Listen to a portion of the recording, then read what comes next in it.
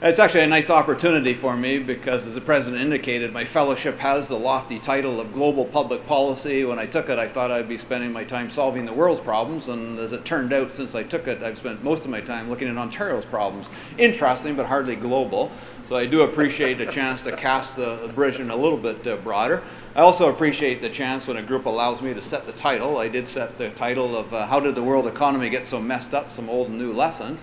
And one of the reasons I did that, of course, it's always nice to create a strong man, and you can talk about that. So I think the starting point would be a discussion about, is the global economy actually really messed up, how messed up it is?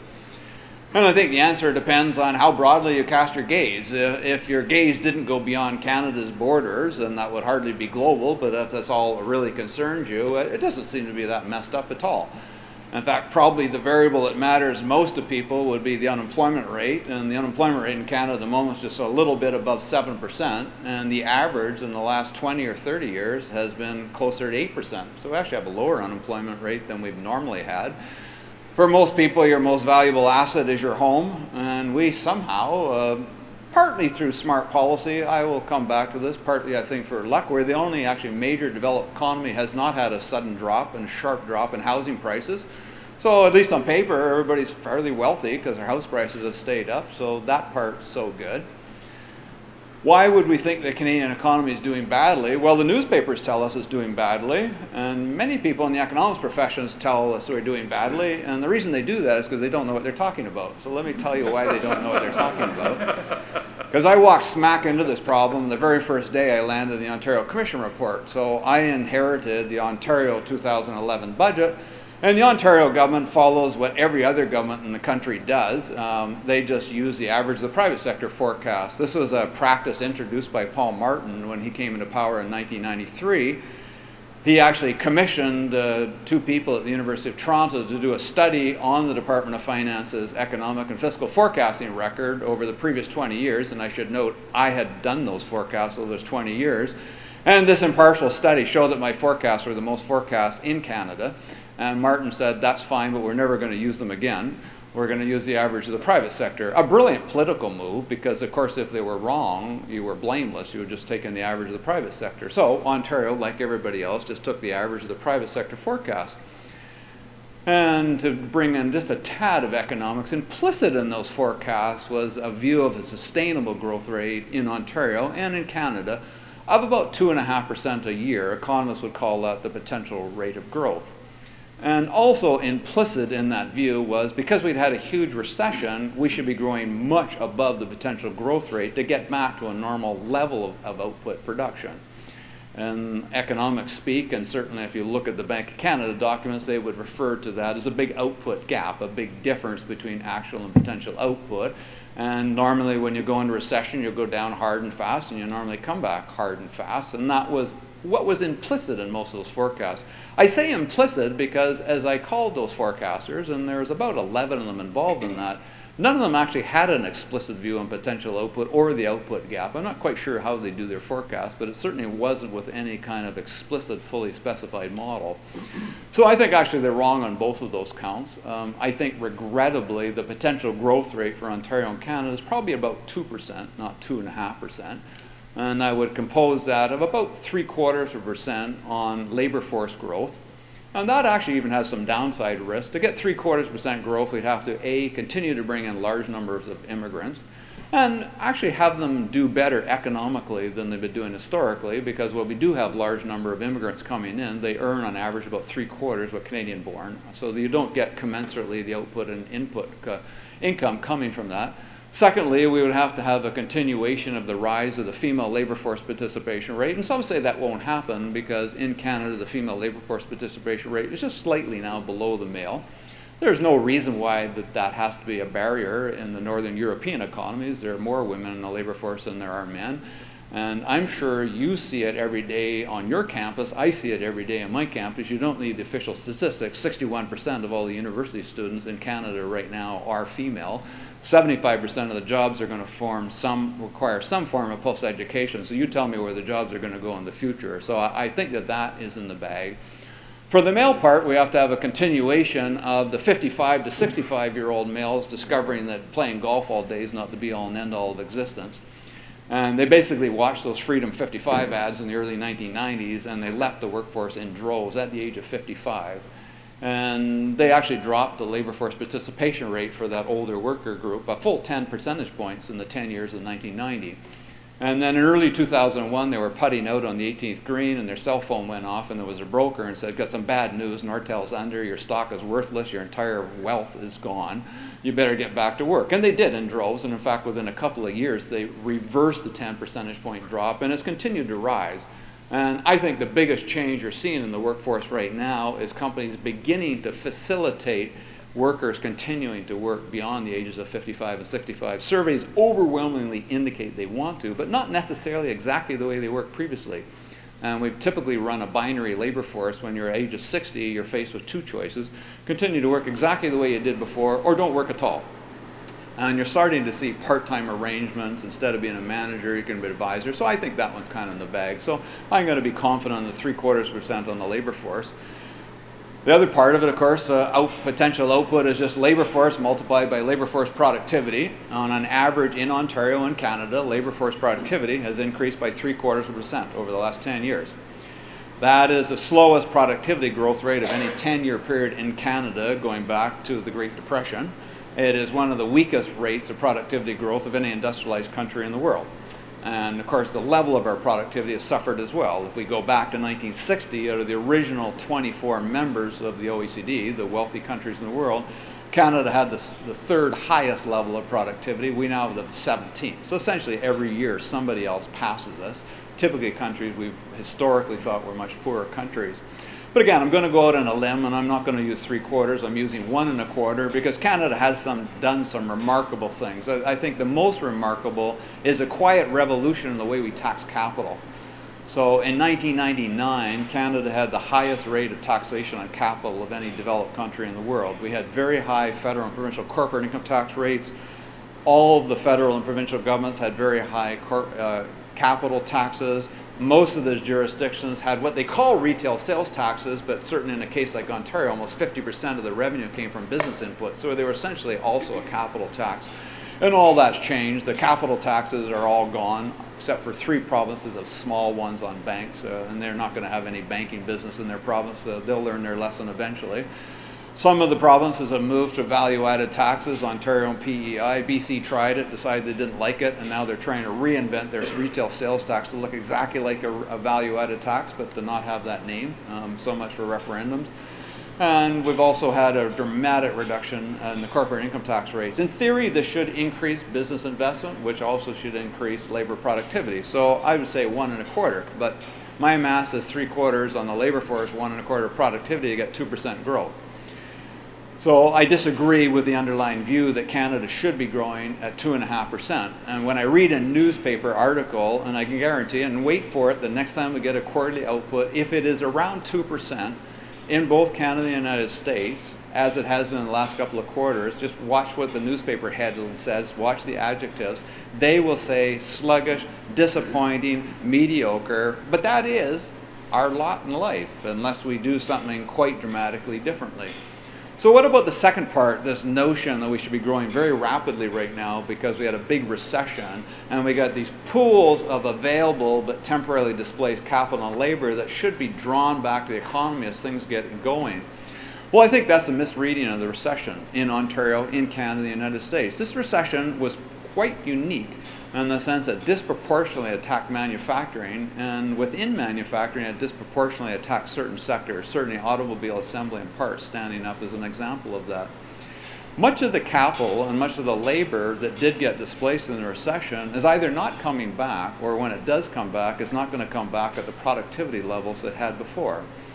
So as an example to make that seem more real, we had the last line of the Sierra truck line go through General Motors in Oakville a couple of years ago, and they closed that plant and they auctioned off all the machinery equipment inside. It got bought by General Motors operations in the rest of the world. It doesn't even actually physically exist within our country anymore. And we see day by day the automobile workers who at one time on the assembly side made $65, even $70 an hour, all inclusive of the benefits, when they're coming back into the workforce after that experience, are tending to come back at much, much lower levels of income and in activities which they probably do not have the same type of productivity level. So again, in economist terms, we destroyed not only actual output and actual employment during the recession, but we actually destroyed potential as well. It's gone, it's not coming back. The so-called output gap is fairly small. This is an observation that took the Bank of Canada years and years to recognize, and it was one of the most painful things to watch, because the Bank of Canada puts out a detailed economic forecast every 6 months, and for 3 years they went through a process of lowering their estimate of potential output by small increments every 6 months. And I go, when are you going to open up your eyes and realize what happened? Well, their eyes are open now. They see it. So the Bank of Canada, in terms of this output gap, instead of the 6 or 7% that was implicit in these forecasts I inherited when I did the Ontario forecast, and think about that for a moment. If the potential output is 2.5 and you think there's a 6% output gap, you can grow 3.5% for 6 years and still have some slack in the economy until the very tail end. That was kind of the implicit thought of these forecasters. The Bank of Canada figures the output gap is about 1%. And if potential is 2%, that means you can grow 2.5% for 2 years and you're back to the level of potential output. That's it. That's the end of the game. That's an entirely different reference point than was in the head of the media and most of the economists. So this is not so much, I think, the economy underperforming what it should do, and people not recognizing what has happened to the Canadian economy on an underlying, ongoing basis. So the second aspect, if you put that one aside, that people are just misreading it, and all this negative news is a misreading of what's happening on the economic front, is that people are worried because the global economy is quite weak, and that is perfectly justified. When you go home every night and pull out your economics textbook, as I'm sure you want to do, and you open up that chapter on small open economies, Canada's there, right? We are the quintessential small open economy. We're only 2% of the world's population, and a little bit higher than that in the output. Exports are incredibly high relative to our income. Imports are very high. We have lots of foreign direct investment, despite all this recent kerfuffle that we restrict foreign investment. We don't. We've got tons of it. It's a lifeblood of the Canadian economy. So we're very open to the global economy. So we can't get away with answering this question by solely looking at Canada. So I'll next do what all Canadians do instinctively from birth. I will define the world as being the United States, because we rarely look beyond the United States. So is the U.S. economy a mess? Well, I'll start off the same way. On terms of flows, no, it's not. The United States economy, like the Canadian economy, is stuck in a 2% growth pattern. And guess what? The arithmetic's pretty much the same for the United States. 0.75% labor force growth. 1.25% productivity assumption is not a real stretch for the United States, because despite everything else that has ailed the U.S. economy, they have had reasonable productivity growth right through the piece. In fact, they were so aggressive in laying off people in the recession, they actually eked out productivity growth even during the weakest part of the economy. So the potential growth rate in the United States is probably somewhere in the 2 to 2.25% range. So they are going around their potential. And I would say the same thing.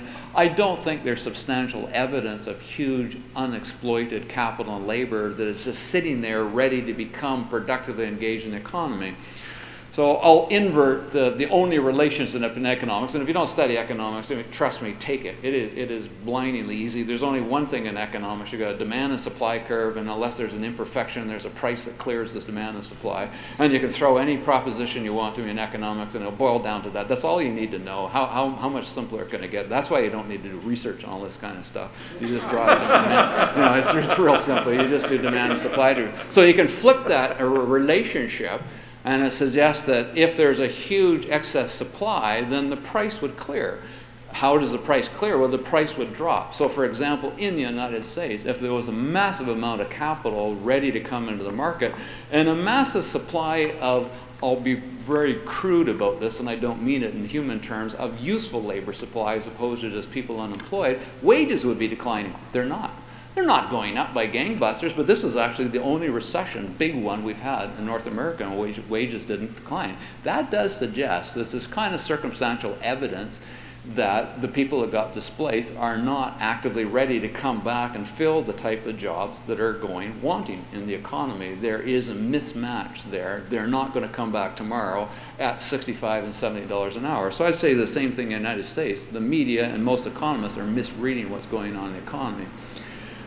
Unemployment rate, though, would qualify the U.S. economy as a mess. Their unemployment rate has been above 8% for almost 3 years. And by the way, one of the distinctive features of their election, that is the first time an incumbent president has been re-elected with an unemployment rate that's been high since Roosevelt. So that's going back a long time.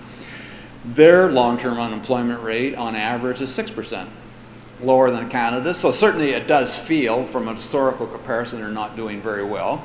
Their housing prices have probably stabilized, and in some of the worst hit markets like Phoenix, if you've been trying to buy a $69,000 townhouse, I'm sorry, you're too late. They have moved up over that price range. The Florida ones have moved up out the bottom. It is stabilizing, creeping back, but it's certainly not doing very well yet. We still have pandemonium in the financial sector. They still are undercapitalized, they're over-leveraged, and by the way, most of the banks in the United States have not been very chagrined by bringing the economy of the world to their knees. They're essentially doing exactly the same things that they did in 2005 and 2006 again. So that's kind of scary. I think that qualifies as a mess. Of course, sometime between now and December 31st, we'll find out whether the U.S. government flings itself, crawls, or is kicked off the fiscal cliff or pulls back from it. But trust me, regardless of the outcome, they will not solve their fiscal mess. They have a huge deficit, and they don't seem to have any functional way politically of sorting that out. So that resolves as a mess. Also, they're a huge net dissaver up and above their fiscal. They are steadily losing control of all the assets in their economy. There will be people living and working there. There will be income earned, but eventually they're not going to they will not own anything in their economy. So that qualifies as a mess. So yes, I think the U.S. in most respects qualifies as a mess. Well, now what about, let's cast our vision somewhat broader than North America and look at the world economy. Start off with growth terms. We're almost at the end of 2012, so you know, an annual growth rate number actually involves 8 quarters, 4 from last year, 4 from this year, and we already know 7 of the 8, so we could pretty well be certain that the world growth rate is going to be 3.5% this year, maybe 3.4, maybe 3.6. The average world annual growth rate since the world data became available in 1960 is 3.7. That's kind of interesting. We're going bombarded with messages. Europe is down and out. Japan is down and out. China, oh my goodness, they're almost in a recession. The United States is not going anywhere, and we're 0.2 below the long-run average of the world economy. So that doesn't seem all that bad. And the forecast, well, the IMF used to forecast 4% growth for next year. They always forecast wherever you are, it's going to be better than next year. And I've been knocking that one down to 3.25 to 3.5. But again, not far off it. Now this, of course, depends on what jurisdiction you're looking at. If you divide the world economy into 2, the emerging and the developed, that 3.5 growth has in there 5.5 growth of all the emerging economies together, and only about 2% growth for the developed economies, and they're roughly 50-50. So we have really very, very dichotomized 2 portions of the world economy, and you're growing reasonably or not growing reasonably depending on which side of the edge you are in developed or developing. We're definitely in a mess in Europe. There's no doubt about that. Certainly in Southern Europe, not so much in the Northern Europe. And as I'll talk about in a moment, no apparent way getting out of that mess. And in fact, following a policy course that is making the mess bigger and bigger. And no one's really figured that out quite yet. So that's very troublesome. We have a banking sector throughout Europe that at any moment could go down. And if you're ever wondering why the French and the Germans and the EU in total seems to care about what's happening in Greece, it's not because of the Greece people, I'm sorry to say. It's because all the Greece debt is held by the French and German banks and everybody else. So if Greece goes under, it takes down those other countries, and they don't want to bail out their own banks. So that's a worry. I think it's a worry as well, the imbalance between savings and dissaving in the world. We have huge dissaving from the developed economies, particularly from the United States, and we have huge positive savings. And we're without a mechanism to redistribute the savings. The normal mechanism would be flexible exchange rates. And yet the world does not have flexible exchange rates. The entities that have the biggest surplus of savings, like China, massively intervene to control their exchange rate values. And in Europe, we're in a very large exchange rate, fixed exchange rate regime. So I think the world economy definitely qualifies as a mess. So before I get into some of the lessons and some of the things that happen, I have to step back and set up a bit of context, because you have to understand the world economy is unrecognizable if you've studied economics a while ago. So I did my master's in 76 and 77. What I studied as a world economy bears absolutely no reference to what the world economy looks like right now. I might as well studied another planet for all of that good that did. So in 1980, the emerging economies were 1/3 of the world economy. They are now more than half of the world economy. And in my crystal ball, we will complete the symmetry by 2026. The emerging economies will be 2/3 of the world economy. So in a 46-year time period, the emerging economies will have gone from 1/3 to 2/3, and of course the inverse, the developed, wealthier economies will have gone from 2/3 to 1/3. That to me seems pretty darn staggering. I wish that Statistics Canada could give us gross domestic product for the world from 10,000 years before Christ, so I could say this more adamantly, but I'm pretty sure nothing like that has ever been seen on this planet. That we did have Chinese dynasties, but they can come around every couple of hundred years or 1,000 years. And, you know, the popular folklore is the Roman Empire woke up one day and started smoking pot and having parties, and they crashed their economy overnight. But it took them a while. They had a lot of parties before it really crashed. And the same thing with the Spanish and the Greeks. They had their day and they lost their day, but they tended to be individual jurisdictions, and they tended to come and go over a very long period of time. The United Kingdom was faced with dramatic changes all the time. They would lose a colony, the colony became a competitor, but they typically had decades to respond to this. This has all happened in such a very, very brief period of time. So that has changed. And as I mentioned, the flow of savings and capital of the world has completely changed. Coming out of the Second World War, the capital resided in the United States, and it gave the United States tremendous power. They essentially bought the cooperation and the peace of Europe because of their capital and the distribution. They essentially bought the peace and the cooperation of Japan. Now the tables have turned. They are the huge deceiver. They like to still operate like they can come by and control the world, but you know what? They don't. And you see that on a little scale, and you see that on a big scale. You know, for example, we're going through an exercise right now. If you pick a relatively small scale, an economy like Liberia, in which the foreign assistance from the large developed economies has crashed recently because of concerns about the stability and the peacefulness and the civil rights of that country. Well, Libya and China are investing massively in there, and they don't particularly care about that. So, you know, the dynamics of that have changed quite a bit. Thirdly, we are seeing a world that is just awash in credit products. And I'll just pick one, and that would be the securitization of asset-backed paper. Between 1995 and 2005, those products increased tenfold in the world. So the world economy didn't grow very much in that time, but the financial products that accompanied that grew immensely. And this was really setting up a time bomb to explode. Other aspects were a tightening of the relationships across the globe. So if we look back to the early 1980s, the early 1990s, where we had a horrifically deep recession in Canada, it barely dented the economic activity of the emerging economies. They were on a counter-cyclical pattern at that time. And we saw the flip side of that in the late 1990s when we had the so-called Asian crisis. That didn't make much of a dent in Canada, the United States, and most of the developed world because we were on a counter-cyclical pattern. We're not anymore. The entire world is synced up in terms of the economic cycle, and that's actually kind of a scary thing. It could be a good thing if everybody's in the up part of the cycle, but there's no offsetting. So in 2009, again, first time that we've had global economic statistics since 1960, we had never had a global decline in output from 1960 until 2008. Despite big recessions in certain sectors, even the big recession here in the United States and in Europe in the early 1980s and again in the 1990s did not take global output in a negative category. It took the 2009, and individual countries did not get hit harder in 2009 than they did in those others. What happened was that everybody got hit. And if you think, well, China didn't have a recession, well, let me put it this way. They were growing at 11.5, and for a while they slowed to 6. They actually lost 5.5 percentage points of their growth. That's actually more than developed. So don't think that it didn't affect them. The moment that the United States and Europe started weakening, it transferred immediately. There's 4 reasons why we see the synchronization of the cycle. The first is we are now at the end of the 3rd decade in which global trade has increased at double the rate of global output.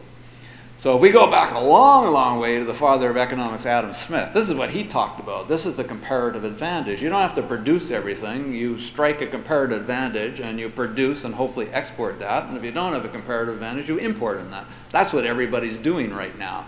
So, of course, everybody's export is somebody else's import and vice versa. We also have the global integration of supply chains. So if a Windsor motor manufacturing plant decides that they don't have a call for their motors and they're going to shut it down tomorrow, within 2 seconds that will shut down the part supplier from South Korea. It'll be just one message that goes across the internet. No, they're not going to buy it. That's shut down. That transfers in 1 second right around the world. The second aspect is we've seen the globalization of financial products. Financial products, while they were exploding, they were initially captive in their home country, and that is not the case anymore. And I'll use the U.S. subprime mortgage as an example of that. 75% of the U.S. subprime mortgages are held in the United States, 25% of them are held globally. I think the world was rather shocked that the first high-profile casualty of the U.S. housing meltdown was a hedge fund in Australia. They lost $3 billion. And the second, not in terms of its magnitude, but I think the shock value of it, was a community in Norway that they had for a number of years run surpluses and built up a reserve fund, and as geniuses, they invested in the U.S. subprime mortgages and they lost the whole thing. Man, that stuff went a long way and it went really fast. The third aspect of it is we have 90% of the world's output is in countries that have a monetary authority that follows a de facto or an informal inflation fighting target. So in Canada, New Zealand, etc., European Union, we have very specific targets. In the United States, I would argue, and I would defy anybody who would disagree with me, they do have an explicit inflation target. They just steadfastly refuse to give the number, but it's somewhere between 1.5% and 2%. I would actually argue it's tighter than Canada. China has one. Everybody has one. So if you go back to our beloved father of monetary theory, Milton Friedman, he said all cycles are monetary phenomena. Go one step before that, all inflation generation is monetary phenomenon, then all cycles are monetary phenomena, typically until this one. You have to stand up and notice all the monetary authorities are striking the same objective. They are doing the same thing across the globe at any given moment. Everybody is raising interest rates simultaneously. Everybody is lowering interest rates simultaneously. Not so surprising that you get a synchronization of the cycles. The fourth aspect is, for the first time in 2009, we have seen global attempt at coordinating fiscal policy. Prior to 2009, every jurisdiction ran fiscal policy for their own interests. I would argue that the evidence suggests they ran them against their own interests, but at least they had the capacity, and the thought process was to run them for their own domestic purposes. In 2009, the head of the IMF, who most of us had never heard of at that time, who became famous afterwards for activities that had nothing to do with the IMF, at least I hope they had nothing to do with the IMF, he was walking out of a G20 meeting and somebody stuck a microphone in his face and said, "So what should everybody do?" And he said everybody should massively fiscally stimulate their economy starting tomorrow and do it between 2% and 4% of their GDP. Two remarkable things about that. The first, if you look at the IMF website, you will not see one single background document that actually offers support for that position. There's tons of them on there right now, but carefully read the dates. They all came after he made that statement. I thought that was kind of interesting. Secondly, everybody did it.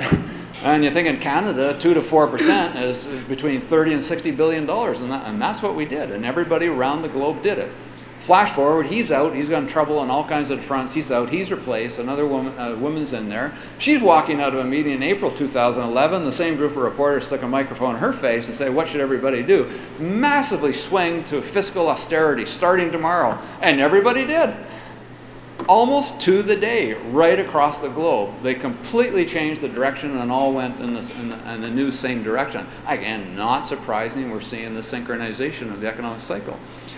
What does all that mean for policy and the outcomes? Well, I think it means an awful lot. First of all, we have lost the normal safety valve for redistributing surpluses because of the fixed exchange rate regimes that we have.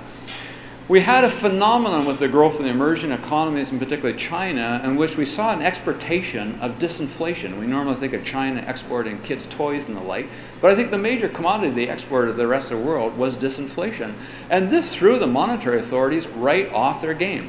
Let's face it, if you were a monetary authority, you only did one thing, and you did it all day long. You watched inflation, and you fought inflation, and every single ounce of your being was targeted at that. And all of a sudden, you didn't have inflation a problem. It was coming in a downward fashion constantly because of this change in the equilibrium. We also had a number of waves of economic thinking by the time we got to 2006. And many of the people that championed these won Nobel Prizes for them. And so my thought for the Nobel Prize Committee is that they maybe want to consider instituting a recall policy. That it works for the automobile committees, but they've never applied that for other people who have won it. But essentially the notion had gone back, let's forget the whole body of economic thought that came with Keynesian and post-Keynesianism, and we'll go back to a neoclassical model that people are economically rational animals, and people run corporations, therefore corporations are economically rational. Therefore, we don't need to worry about a lot of stuff. And we certainly don't need to regulate anything. And remember, before the financial crisis, every country in the world went through a 10-year period of massively deregulating financial regulation. Why would you need financial regulation? These are all smart people who will not only act in their own interest, but acting in their interest will collectively act in the interests of the world. There was also a notion of policy is very simple. If you're a monetary policy, all you need to do is keep inflation low and stable. And if you can guarantee inflation stability, you will de facto guarantee financial stability. So that became a really, really easy job. I'm not quite sure what they did all day long, because looking at one variable in interest rate and one output variable inflation surely couldn't take you all day. But a complacency set on the monetary side. A complacency set on the fiscal side too, because economists put the proposition in economics terms, there is no fiscal multiplier. Because they have observed for decades, every time governments try to stimulate their economy fiscally, nothing happened on the output side. And if they shifted to austerity, output didn't decline either.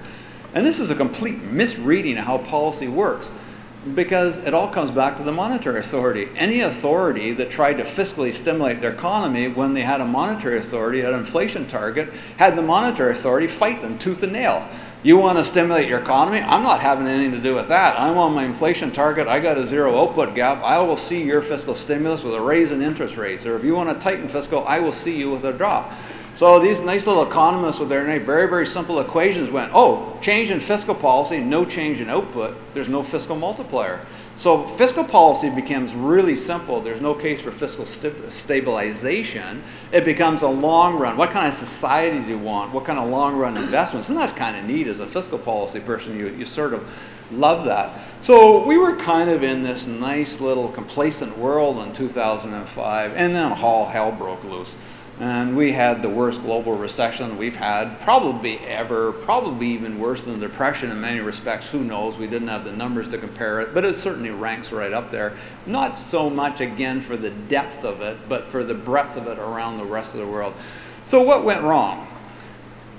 Well, first of all, it turned out that individuals and corporations don't act as economically rational beings. They act out of greed, and they act pretty darn stupidly. And there's a lot of things that they don't understand, and there's a lot of systems that are set up that don't give the right incentives. And in fact, if you would tell me that I could be the CEO of Corporation X for 10 years, I'll tell you how I would run it. I would run it so that every time my stock options mature, I bloat up the value of the corporation, and as soon as I sold out my stock options, I would crash the company, get some new stock options at a low price, and then when those came mature, I'd blow it up again and just keep doing that cycle. That would be my behavior if you told me I could stay for a certain period of time, and that's basically the behavior a lot of the American CEOs did. You know, kind of noticed that the gentleman who ran Home Depot for only a few years, he got $155 million worth of bonuses over that period, and he basically bankrupted the company. But he did it in the right timing, so it was economically rational in terms of his incentive structure. You really know when to leave. It's sort of like the boxer. Don't hang around and keep getting beaten up forever, but just take the $150 million and get it out of there. What happened to the whole notion that because we have securitized debt and we've sold it off in little pieces and segmented it safe? That was the belief in 2005. Well, there was one gigantic flaw, and that was the possibility you can have a systemic risk. So if I've got a mortgage that's a little bit questionable, and I divide it up into 100 pieces, because there's 100 of you here, and I'll give you a piece of them, and I go under, well, you're not going to be hurt that badly. You've only got 1% of my mortgage. But what if everybody in the front row goes down and you've got a piece of all of theirs? Now you're starting to get a problem. What if the front 2 rows all go down at the same time? Now you've got a really big problem, and that's what happened. I mean, the catalyst was the pullback of the housing prices in virtually every developed country. Most people with very little equity. Keep in mind, in the United States, particularly in California, actually negative equity in most cases, because starting in the mid-2000s, the most popular form of a mortgage was a reverse mortgage, and that is that the outstanding amount of principal was indexed to increase over time. So again, let's test that against the proposition that institutions and individuals are economically rational. Does that make any sense? Well, it only makes sense if somebody can guarantee you housing prices will always increase. And on average they do, but as we know from statistics, averages don't mean anything about every single period of time. They can go up by 4% on average over time, but they could go down in periods of time. And when you've got a reverse mortgage, you don't even just need the prices to go up. You have to not go down, they have to go up, even if they stand flat. If your principal is indexed to increase by 10% a year and your house price doesn't increase by 10%, you're out of luck. And yet financial institutions held these things, created these things, securitized these things, sold them around the world, and investors bought them. The only comeback, I think, to a fairly definitive conclusion that companies and individuals are not economically rational is that they don't have the information that they needed. Perhaps those poor individuals were not statisticians, and they did believe that whole story that you can jump into a river that on average is 3 feet deep with no fear of drowning, because after all, it's only 3 feet deep on average. And that's essentially maybe what they got sucked into in that market. And don't think that Canada was impervious to this. We had our own little financial insanity. It was called the non-bank commercial asset paper market, and it was 37 billion, so it was no chump change. So here was the proposition on non-bank commercial paper, and you tell me whether people are economically rational or not. At the time it was at its height, it paid 17 basis points above what commercial paper from a chartered bank in Canada did. And there's been no commercial chartered bank in Canada. None of the big ones have ever gone down. Nothing above a small size has gone down ever, and even the small size, none of them have gone down for decades. So, you know, I would say TD, but that would probably be a conflict of interest. I'll say an RBC. Would you want to buy one of these non-bank commercial paper rates and get 17 basis points above what RBC was, knowing that you had virtually no risk of taking RBC? What is in this non-bank commercial paper?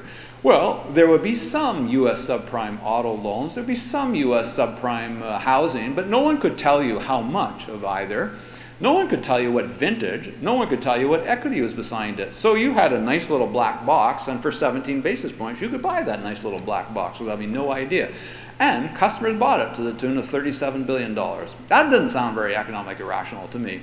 You know, the thing, you can never really understand how insane something is until you're right there, because when I was on TD, I was on the investment committee, and we were faced exactly that decision, because the rules in Canada, you're not allowed to invest any portion of your pension in your own company. So we can't buy TD commercial paper, which we'd probably have been wont to do. So we had a choice. Do we buy BMO RBC commercial paper, or do we buy the non-bank? And we thought, that's insane. We wouldn't touch that thing for 17 basis points. And it seemed like such a simple and obvious conclusion. Imagine our shock when we realized everybody else did. All the other banks bought billions of dollars in it. And I will never forget the statement of the CEO of the Bank of Montreal a year after that market had been suspended. He said, we have thousands of forensic scientists looking at this, accountants and lawyers, and we still do not know a year later what it is we bought. And that's an interesting story, but I think you've got to fast rewind that one. Why in the heck did you buy it if you didn't know what was in it? So there was that insanity of it as well. So who's to blame for all of that? Well, I would say individuals have to bear some portion of their responsibility. People who took these mortgages had very little down payment and put themselves in such high risk. The people in the United States who were using, any time their house price did go up, they just used that as a home equity loan and increased other debt. That wasn't acting very well. Certainly the financial institutions were highly irresponsible. I would think Lehman Brothers is very interesting, because Lehman Brothers almost brought the world economy to its knees, and it's not a very big company. It's $29 billion. It's less than half the size of the TD Bank, and yet it almost brought the world to its economy knees. Why did it do that? Because it had its fingers in every financial transaction in the world. It operated on a 40-to-1 leverage ratio. There's no financial institution in Canada that operated at that time in a higher than 18-to-1 leverage ratio. So they actually had a huge total portfolio. They just didn't have very much capital. So you would have to fault them for operating in that. The American and the European banks, their major business was doing proprietary trading on their own books. It wasn't, you might think that they're looking after your checkbook. That's not what they were predominantly doing. They were betting in the stock market themselves. They were buying up all the securitized debt, and they made a ton of money of it initially. The monetary and financial regulatory authorities bear an awful lot of the blame, particularly in the case of the United States, where it's one and the same. Unlike in Canada, where we have a division, that the financial sector regulation is largely with the Office of the Superintendent of Financial Institutions. Monetary policy is the Bank of Canada. The Federal Reserve Board is in most aspects both the regulator and the deliverer of monetary policy, and they completely fell asleep at the switch on the regulatory side. I had an opportunity in 2007 to interview Alan Greenspan in front of 2,000 of my closest friends, and I tried my darndest to extract a guilty confession from him, and he was having nothing to do with it. And the best answer he could come up was we had looked at the subprime mortgages in 2001 very closely, and history will vindicate us that that vintage was okay. And I go, but you're allowed to change your opinion when the conditions change, which they never did. So they bear the fault of it. Economists have a lot to blame with it. They did not understand how the world economy works. They did not understand the change in the global aspects. They and the people in the business schools had no understanding of risk. They did not understand systemic risk. In fact, systemic risk is hardly ever taught in any of the business schools. There's no business school in Canada that even has a 2-year program. What can you teach in a 1-year program? You can't cover that kind of stuff, and they didn't do it. So what are some of the lessons that come out of this? Well, the first one is that cycles will happen, and they do happen. So in 2005, this whole proposition that monetary policy had figured it out, we've got inflation stability, therefore we'll have stability of economic activity, wasn't necessarily to the extreme, we'll never have an economic cycle, but if we were, they're going to be very muted. No sooner did that become commonplace, like accepted in economic and policy terms, that we just had one whopper of a recession. So cycles are alive and well, unfortunately, and we actually have proven that we don't really know how to fix them once they do set in. And one of the reasons for that is the second lesson is the lower bound in interest rates is a much bigger problem than people thought. We kind of thought that that was a remnant of the 1930s and the old Keynesian liquidity trap, and it won't happen. But this was the first recession that occurred without being precipitated by an outburst of inflation. So interest rates were relatively low when it started. The monetary authorities dropped them, but they hit the zero bound pretty darn quickly. And this is, of course, the situation Japan's been living in now for over 20 years, where the interest rates are virtually zero. You can't drop them to negative, so you can't get out that way. And trust me, you cannot get it out by these infamous quantitative easing. The proposition of this quantitative easing is you might, if you do enough of this, lower a long-term bond yield from 1.9 to 1.8. But if a long-term bond yield of 1.9 doesn't save your economy, is 1.8 really going to save your economy? I'm really quite amazed we get all that kind of attention on that. So monetary policies become quite more difficult. The fourth lesson is that fiscal policy as a stabilization tool is still alive and well. So I think there's a recognition the historical record has been misread. The fiscal multiplier actually never went away. It was just simply mitigated by monetary policy. But if you do, as we did from 2009, have the fiscal and the monetary authorities rowing the boat in the same direction, there is a fiscal multiplier. I would say, despite living one gigantic debt hangover, that the massive fiscal stimulus probably did prevent the world economy from going into a never-ending free fall. It did, and governments got smarter. They increased the fiscal multiplier by doing things like infrastructure that has high domestic content, it has high labor content. They didn't buy bells and whistles that are imported, etc. But here's the bad side of it. The fiscal genie is out of the bottle. Will we ever be able to put it back in again? Politicians are, again, drunk on cutting ribbons and the like. They really like that. Now you've offered this massive fiscal stimulus. Can you ever pull back? And as we're told in the United States, we pray as Canadians and maybe some Americans to them to reduce their deficit, but now all of a sudden, not that much, not that fast. Is there any pace that's acceptable? So we've unleashed the fiscal monster. I'm not quite sure that we can never put that one back into place again.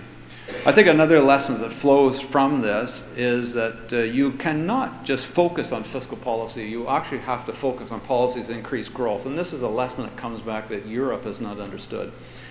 Again, you got to have a personal connection to something to completely understand it. 2010, the G20 is coming to the United States. The head of the G20 asked me if I will come and give a presentation in Toronto to what is the equivalent of the deputy ministers of finance of all the G20 countries. And my mission is to tell them of the phenomenal fiscal success that Canada pulled off in the 1990s and why all these other countries have to copy it. And I said, I'm happy to do that, but there are a few differences in the circumstances. First of all, in the 1990s, Canada was the only major economy applying fiscal restraint.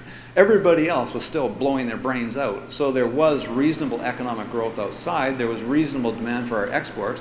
Secondly, we had a floating exchange rate. Well, in fact, we didn't have a floating exchange rate. We had a sinking exchange rate, but at least it was a flexible exchange rate. You'll remember it went to 62 cents. We didn't really like that, but it was a safety valve. You're extracting demand out of the economy by the fiscal austerity, but you offered a safety valve by declining the exchange rate. We actually were able to lower interest rates quite substantially. While inflation wasn't a huge problem, interest rates were considerable at the time, and the Bank of Canada was able to lower them much more at that time than they were now. In other words, the conditions weren't parallel whatsoever. So what do you do if you're Greece or you're Spain? You can't use the exchange rate safety mechanism. You actually don't have any input on interest rates. They're set by the EU, and they're already at zero anyhow, or close to zero, so that can't be your safety valve. There's only two safety valves. One is to accept a massive decrease in the economy's wages. And when I mean massive, every single citizen of those countries would have to accept something like a 50% pay cut. With the possible exception of Latvia, one time in its history, I don't think there's an example of any country in the world that has done that. Imagine the proposition of all of us. Starting tomorrow, we're all going to take a 50% pay cut. Not going to happen. No one's going to accept that. This is a country in Greece where the civil servants went on strike because they took away their 2-day-a-month automatic bonus for showing up for work. Are they going to accept that? No way. The fourth safety valve is somebody has to bail you out. And the European Union and investors have been very slow to do that. Investors, mostly without their own implicit agreement, have done a good part of that. If you hold Greek bonds, 70% of the value of that has been wiped out, thank you very much. You only got 30 cents on the dollar, and bit by bit they're realizing they have to transfer massive amounts. But that itself is unstable because essentially at the root of it, you've got one country financing all that, Germany. And the German people look on their TV and they find countries, people in these other countries are burning their flag in front of their legislatures or their anger at their country. And I'm sorry, but I'm going to bail you out. I mean, the mechanism they're doing it is they had a unification tax when they amalgamated Eastern Germany. They had a huge surtax on all sources of taxes, and they've kept that on to divert these other countries. But that, I don't think, is a politically stable proposition. So essentially what happens is that these countries implement fiscal austerity that weakens their economy. That means that their revenues go down. It means they miss their debt target. And then the IMF calls them up and said, well, you've got to tighten even further because you missed your deficit. So they weaken their economy further and they miss their deficit target further. I sense a pattern here. But unfortunately, the IMF doesn't set a pattern. But anyhow, if you're going to be really confident in the IMF and them leading the world economy, just have a good laugh. Look at their last forecast before the global recession hit. The headline in the press release is the balance of risk in the world have shifted to the upside and the downside risks have been reduced quite substantially. You know when you read like that, something bad is about to happen. That's exactly what happened. They totally misread that. The other lesson is we are going to see a profound change in global institutions over the next couple of decades, probably even over the next number of years. We've already seen that. The G7 morphed to the G8, morphed to the G20. That will morph further. There's no way the emerging economies are going to be 2/3 of the world activity and have their minuscule input into world economic politics, world economic defense, and the like. They are going to become a mite in all those forces as well. We are seeing a staggering trend right now of an expectation that individual sovereign states will cede their policy authority to some other body.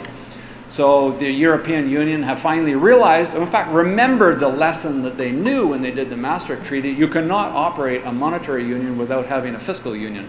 Because if countries become renegades on the fiscal side, they ruin your monetary union, which is exactly what's happening right now. So they're saying to everybody, you already ceded all your authority in the monetary, now you have to cede all our authority in the fiscal. Everybody is being asked to cede their authority in financial sector regulation, even Canada. I mean, despite the fact we were the only country in the world that did not have a financial crisis running through our bank, and we've always had strong regulation, we are being expected to abide by international rules. The world is defining which of the Canadian banks are too big to fail, and the world will set a different set of capital rules that are above and beyond, most likely, what our own regulator has said, even though we have never had a capital problem in Canada. Will we accept that? Will the world morph into that? And who will lead those institutions, and how will they be represented? Will they be led by the IMF? Not a great track record, I would say, of an organization leading them. It is highly undemocratic, highly unrepresentative of political forces around the world. The next lesson is be aware when you're lucky, and I think Canada was lucky. We had some things in our favor. Yes, we did have solid banks. Yes, we did have solid financial sector regulation. But you're hard-pressed to definitively define why we did not have a collapse in our housing market or a sharp decline in housing prices where everybody else had. You cannot not be struck by our $37 billion non-paper, the fact that one rating agency rated it and they gave it the possible high rating. That's kind of scary in retrospect. There were some scary things. Thank goodness the government, at least to some degree, has recognized it. They went through a series of liberalizing the mortgage rules to the extent that you didn't effectively need any down payment. You could borrow for the down payment, and now they've successfully pulled back on that. That may cause some difficulties in the transition, but I think it's the right course to make. My final one, and this is largely aimed at a university, particularly those in the public policy school, if you want to conduct public policy, you have to think broadly.